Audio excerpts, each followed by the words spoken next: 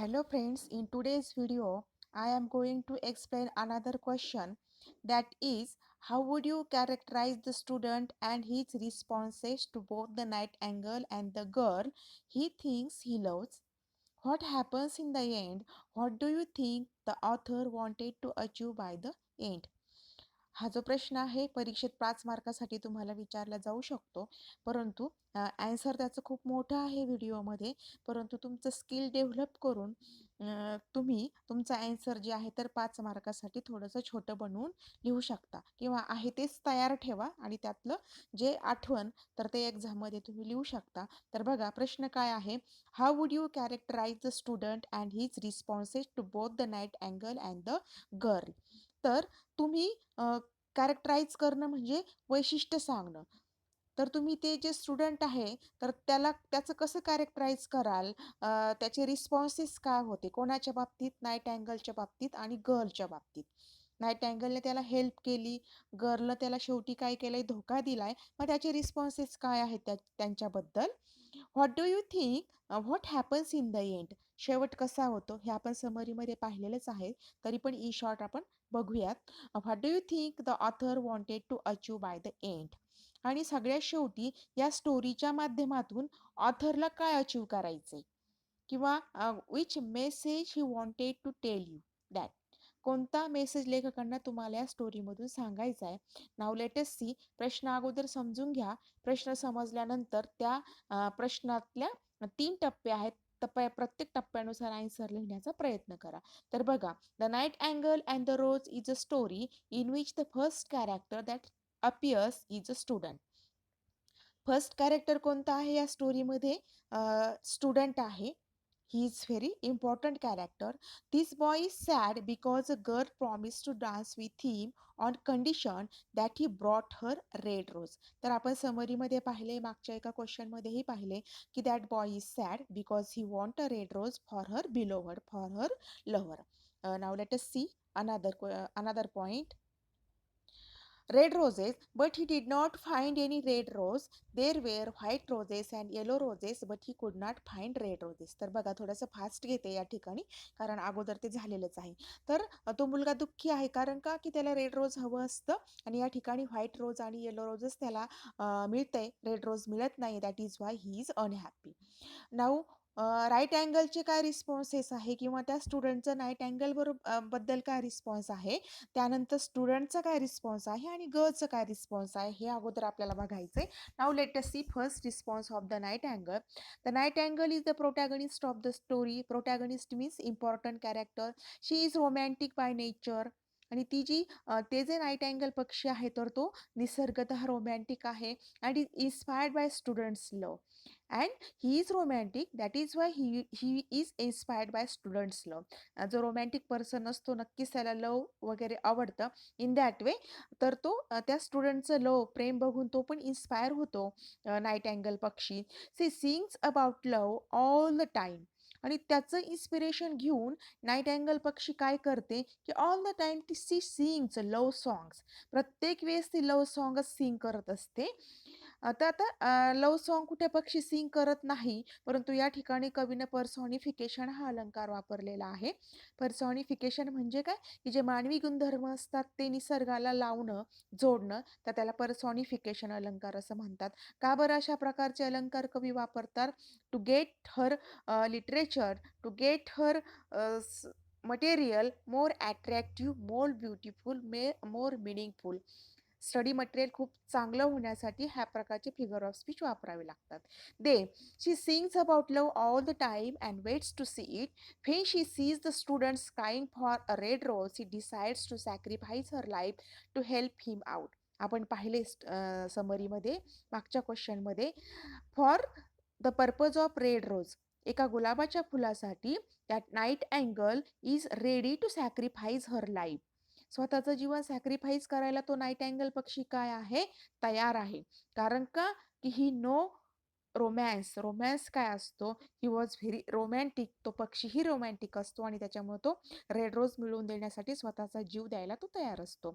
She gives her heart's blood to a white flower to colour its petals and fulfil the need of student and in this process she dies. मग आपण पाहिलंय की त्या प्रोसेसमध्ये, red rose मिळण्याच्या प्रोसेसमध्ये तो पक्षाने सॅक्रिफाईस केलंय आणि दॅट नाईट अँगल डाईज, शेवटी तो मरतोय. The whole story revolves around her sacrifice and selfless nature which is not appreciated throughout the story. तर बघा, तर पूर्ण स्टोरीमध्ये त्या पक्षाचं काही एवढं कौतुक केलेलं कुठंच दिसत नाहीये. कारण का, की त्याने सॅक्रिफाईस केलंय आपलं life. That night angle was selfless, तो निस्वार्थी होता. सेल्फलेस नेचर, निस्वार्थी स्वभाव त्याचा होता. समर्पण करण्याची वृत्ती त्याच्याकडे होते, which is not appreciated throughout the story. आणि त्या गोष्टीचं वर्णन पूर्ण स्टोरीमध्ये कुठेही केलेलं दिसत नाही. म्हणजेच काय, की जे निस्वार्थी माणसं असतात, दुसऱ्यासाठी काहीतरी करणारे असतात, तर त्यांचं जास्त कौतुक समाजही करत नाही, हेच लेखकांना इथं सांगायचे. At the end of the story her sacrifice is ignored and wasted by everyone when the red rose stain by her heart's blood. And what happens at the end of the story? त्या पक्षाचं जे sacrifice आहे ते ignore होतंय. त्याने red rose मिळवून दिले, ते कसं मिळवून दिलंय तर त्याच्याकडे कुणी लक्ष दिलेलं नाहीये. त्याचं समर्पण हे वेस्ट गेलेलं आहे. कारण का, की त्या मुलाच्या बिलोव्हडनं त्याला ॲक्सेप्ट केलेलं नाहीये. Then is rejected and destroyed. तर त्याचं सॅक्रिफाईस रिजेक्ट केलंय, डिस्ट्रॉयड केलंय. Her selfless nature and unshakable believe in true love. त्याचा नेचर हा कसा होता, सेल्फलेस होता. आणि unshakable believe in true love, खऱ्या प्रेमावरती त्याचा विश्वास बसणार नाही, अविश्वसनीय असं त्याचा विश्वास होता. And that shows that true love does exits but people make it selfish. मग याचा अर्थ काय आहे, की जे ट्रू लव्ह असतं, खरं प्रेम असतं, तर ते कसं असतं, दॅट एक्झिस्ट, ते अस्तित्वात आहे. खरं प्रेम हे होऊ शकतं, but people make it selfish. परंतु लोकांनी त्या प्रेमामध्ये काय तयार केलेलं आहे, स्वार्थ तयार केलेला आहे. हे झालं नाईटिंगेलच्या बाबतीत. Now let us see the student. He is a young boy with beautiful eyes and red lips who claims to be in love with a girl. तो मुलगा कसा आहे, ब्युटिफुल आहे, हर लिप्स आर रेड, आणि तो he wanted to love with a girl, त्याला त्या मुलीबरोबर प्रेम करायचं असतं. In the very beginning of the story the student appears as a true lover who laments in his garden for the love of his life.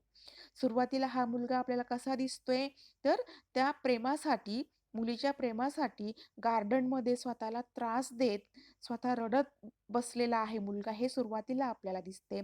He inspires the bird to sacrifice her life to help him out, but as the story goes we come to know about his true nature. आणि शेवटी शेवटी मुलगा तिला inspire करतो, की तू मला red rose मिळवून दे म्हणून. आणि तो पक्षी तसा प्रयत्नही करतो. परंतु शेवटी आपल्याला त्याचा ट्रू नेचर जो आहे तर तो दिसून येतो. He is pre occupied. तर प्री ऑक्युपाईड म्हणजे काय या ठिकाणी, तर स्वतःच्याच विचारात मग्न असणं. आपण शेवटी पाहतोय पक्षी मेलेला आहे, परंतु हा त्याच्या स्वतःच्याच विचारात मग्न आहे. पक्षी जेव्हा गाणं गाणार आहे रेड रोजसाठी, त्यावेळेला हा मुलगा स्वतःच्या विचारात मग्न आहे. बाय प्रॅक्टिकॅलिटी, व्यवहाराच्या दृष्टीनं तो स्वतःच्या विचारात मग्न आहे. Lacks the ability to feel true emotions. परंतु त्याच्याकडे लॅक म्हणजे काय, अभाव असणं. खऱ्या भावनाबद्दल त्याच्याकडे, त्याच्या मनामध्ये अभाव होता. म्हणजे नाईटिंगेल आपल्यासाठी जीव देणार आहे, ह्या इमोशनचं त्याला काहीच घेणं नव्हतं. आणि तो फक्त स्वतःच्या विचारामध्ये काय आहे, मग्न आहे. तर या ठिकाणी स्टुडंटसुद्धा सेल्फिश आहे हे दिसून येते. When the girls reject the red rose given by him he calls her ungrateful and suddenly all his love fades away. आणि ज्या वेळेला ती मुलगी त्याला नाकारते, त्यावेळेला हा तिला काय म्हणतोय, अनग्रेटफुल म्हणतोय, तू कृतज्ञ आहेस असं म्हणतोय. आणि तोही तिला नाकारतो. He decides that love is impractical and unrealistic. तर बघा, या ठिकाणी ह्या मुलानं काय करणं गरजेचं होतं, ॲज अ ट्रू लव्हर त्याने तिला काही पण करून त्याने तिला त्याच्या प्रेमात पाडणं गरजेचं होतं. पण तो लगेच काय करतो, तोही तिला रिजेक्ट करतो, अनग्रेटफुल म्हणतोय. आणि he decide that love is impractical. आणि तेव्हा नंतर तो ठरवतो तिथून पुढे, की प्रेम हे इम्प्रॅक्टिकल म्हणजे अव्यवहार्य असतं, अँड अनरिअलिस्टिक म्हणजे खोटं असतं. It shows him as a materialistic person. आणि याच्यावरून आपल्याला काय दिसून येतंय, की तो मुलगा हा सुद्धा कसा आहे, मटेरिअलिस्टिक पर्सन आहे.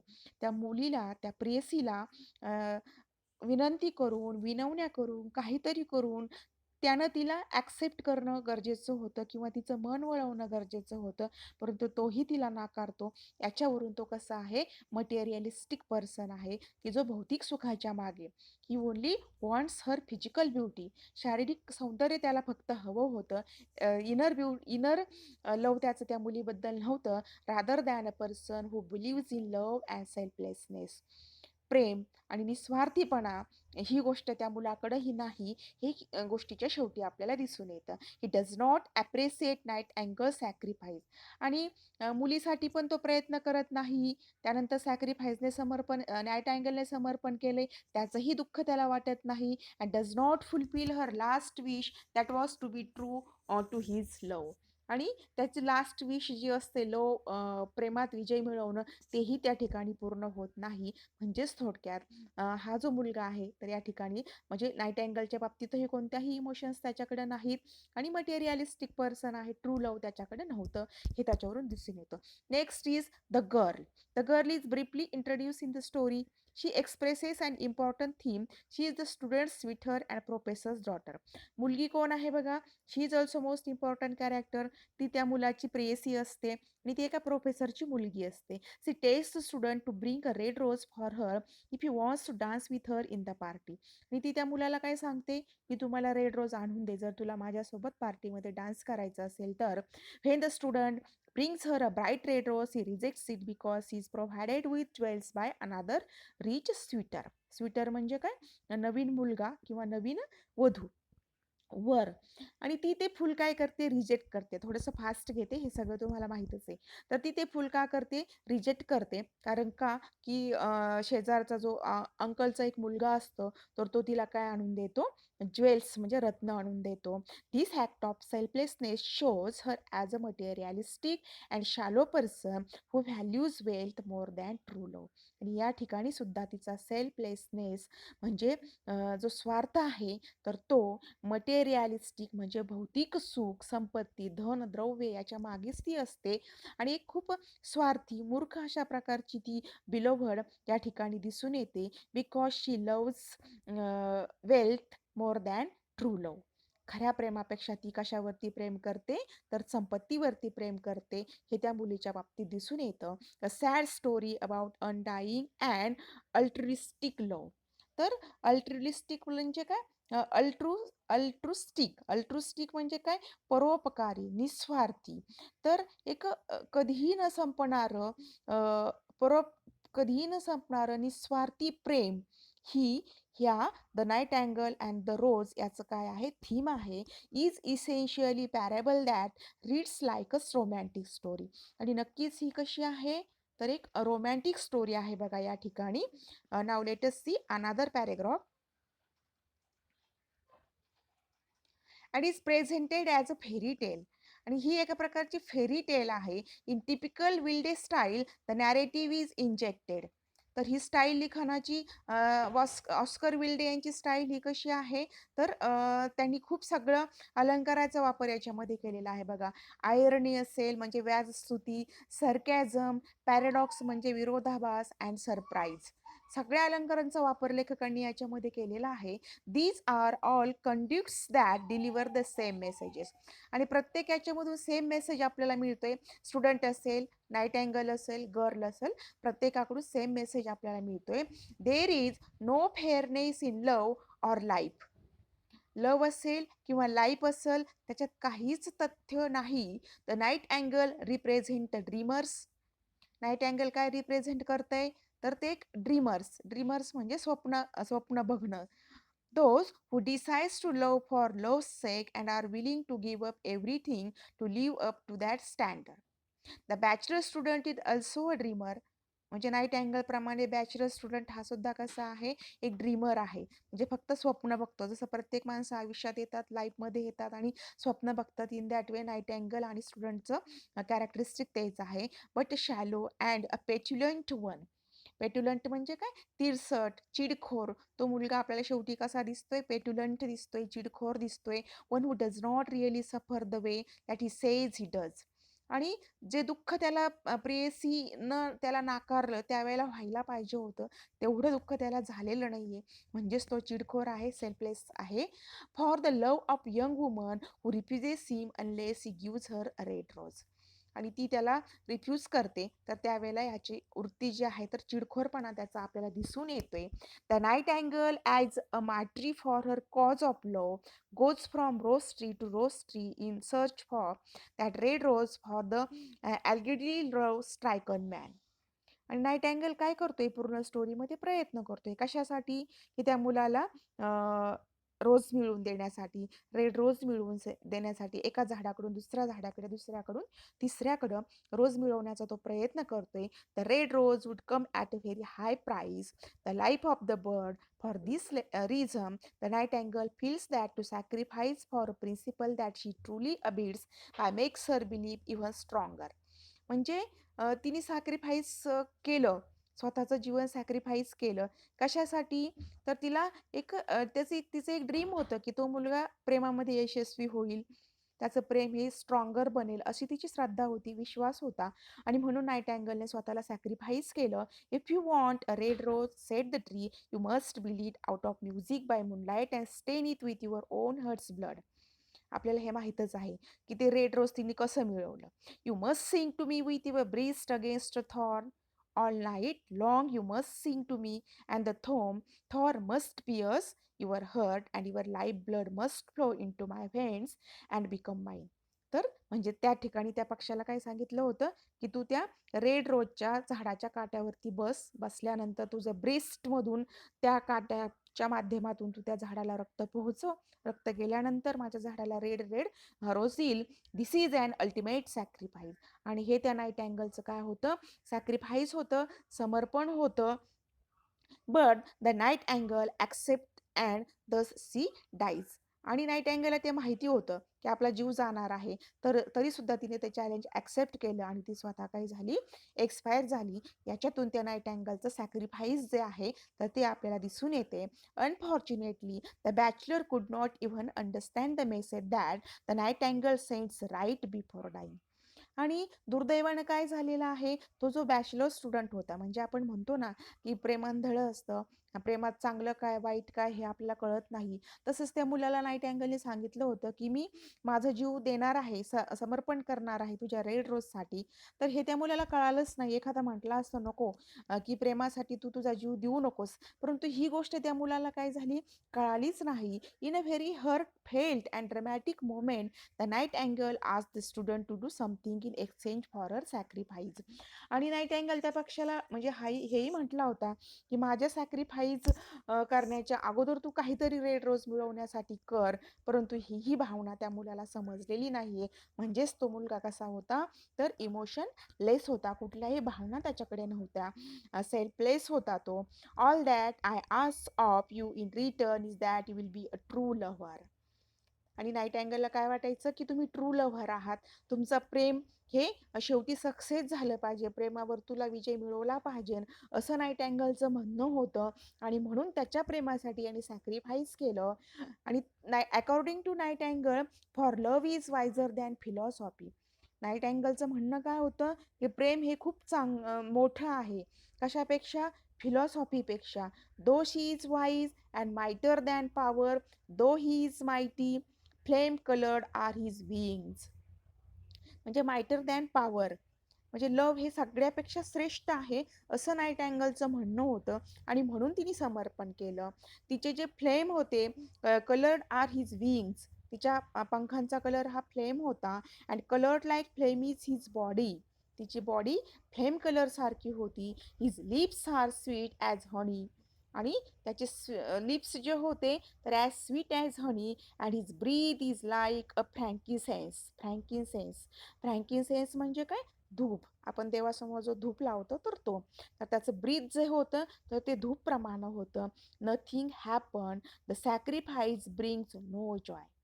म्हणजे तो मुलगा इतका सुंदर होता, त्याचं वर्णन या ठिकाणी केलेलं आहे आणि त्याच्यासाठी हिनं सॅक्रिफाईस केलं. But what happens, nothing happen, काहीच घडलं नाही. The sacrifice brings no joy, तिच्या समर्पणामुळे कुठलाही आनंद मिळाला नाही. मेक्स नो डिफरन्स, कोणताही बदल त्या लव्हरमध्ये झाला नाही. And is literally a waste of time, आणि फक्त काय झालं याच्यामध्ये, टाइम वेस्ट झाला. म्हणजे जे क्वेश्चनचा शेवटचा भाग आहे बघा, काय की शेवटच्या भागामध्ये काय आहे बघा, what do you think the author wanted to achieve you by the end. शेवटी लेखकांना काय अचीव करायचं ह्या प्रश्नामधून, तर ते ह्या शेवटच्या पॅसेजमध्ये सांगितले. नथिंग हॅपन, काहीच घडलं नाही. ओनली टाइम वेस्ट झालाय. The young woman refuse the red rose because it did not go with her dress. तिनं तिचं रेड रोज रिफ्यूज केले कारण ते रेड रोज तिच्या ड्रेस बरोबर मॅच होत नव्हतं. The student throws the red rose into a gutter, मुलानं ते रेड रोज गटरमध्ये टाकून दिलं. And a cart wheel drives over it, एक गाडीचं चाक त्या रेड रोजवरून गेले. The sacrifice was nothing. This is the end of the story. स्टोरीचा एंड काय आहे, तर सॅक्रिफाईस हे जे होतं तर ते पूर्ण नथिंग, कुठलं सॅक्रिफाईसचा उपयोग त्या ठिकाणी झालेला नाहीये. द फिलॉसॉफी वॉज नथिंग, तत्वज्ञान काय असतं, समर्पण काय असतं, त्याला काहीच व्हॅल्यू शेवटी स्टोरीमध्ये राहिलेला नाहीये. The martyrdom amounted to nothing. Martyrdom म्हणजे काय, हौतात्म्य. हौतात्म्य म्हणजे काय, स्वतःचा जीव चांगल्या गोष्टीसाठी समर्पण करणं, त्यालाही कुठलीही किंमत शेवटी राहिलेली नाहीये. There is no fairness in life nor in love. जीवनामध्ये सुद्धा कुठलं सौंदर्य राहिलं नाही. नॉर इन लव्ह, प्रेमामध्ये सुद्धा काहीच सौंदर्य किंवा काहीच शेवटी स्टोरीच्या शेवटी राहिलेलं नाही. म्हणजे एंड जर आपण पाहिला तर नक्कीच कसा आहे, मिनिंगलेस एंड या स्टोरीचा आहे. Because nothing is happen successfully, कुठलं सक्सेस त्या स्टोरीमध्ये मिळालेलं नाहीये. समर्पण म्हणजे पक्षाचा जीव पण गेलेला आहे, त्या मुलाचं आणि मुलीचं प्रेमही अनसक्सेसफुल झालेलं आहे. म्हणजे काहीच सक्सेस या ठिकाणी मिळालेलं नाहीये. ह्याच्या स्टोरीचा काय आहे, एंड आहे. In that way this question is also very interesting. खूप छान असा प्रश्न आहे. तर बघा मुलांनो, तुम्ही समरी ऐकली, त्या समरीवर डिपेंड नंतर आपण 2 क्वेश्चनही खूप महत्त्वाचे इम्पॉर्टंट असे क्वेश्चन घेतलेले आहेत. आणि हे तीनही व्हिडिओ जेव्हा तुम्ही ऐकाल तर नक्कीच आणि नक्कीच या लेसनवरती जो काही प्रश्न एक्झाममध्ये विचारला जाऊ शकतो तर त्यावर तुम्ही खूप सुंदर असं उत्तर लिहू शकता. So this is enough for today. आणि ह्या व्हिडिओचा चांगलं लिसन इट केअरफुली, चांगला अभ्यास करा आणि परीक्षेत चांगलं उत्तर लिहिण्याचा प्रयत्न करा. यानंतरचा व्हिडिओ आपला नेक्स्ट व्हिडिओवरती असणार आहे, Muhammad Yunus and economic for peace. So I will stop here. If you like my video, please like, share and subscribe.